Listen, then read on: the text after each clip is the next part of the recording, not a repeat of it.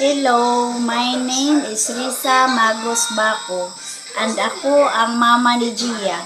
Pinapayagan ko silang gumawa ng videos dito sa YouTube at kami ay naka-supervise sa kanilang content para siguradong ligtas at angkop ito. Babalik po ang Sunday Sparkle Live!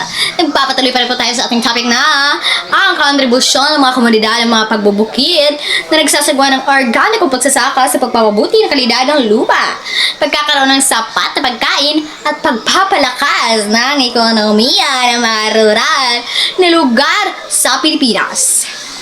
Ayan. Bukod sa pagpapabuti ng kalidad ng lupa at pagkakaroon ng sapat na pagkain, ang mga komunidad ng mga magbubukid na nagsasagawa ng organikong pagsasaka ay malaki rin ang kontribusyon sa pagpapalakas ng ekonomiya ng mga rural na lugar sa Pilipinas.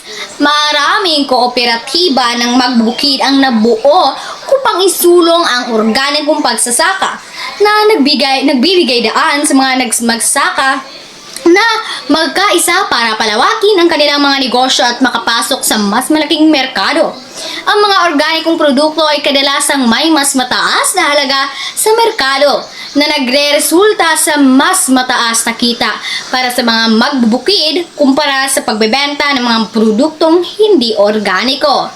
Nagbubukas din ito ng mga bagong pagkakataon sa trabaho tulad ng pag-aani, pagproproseso, pagpapadala at pagbebenta ng mga organikong produkto na nakakatulong na bawasan ang paglilipat ng mga tao mula sa mga rural na lugar patungong mga lungsod.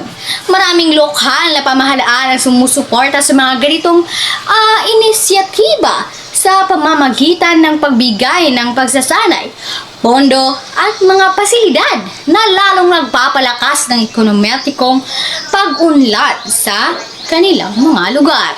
Magbabalik po ang Sunday Sparkle.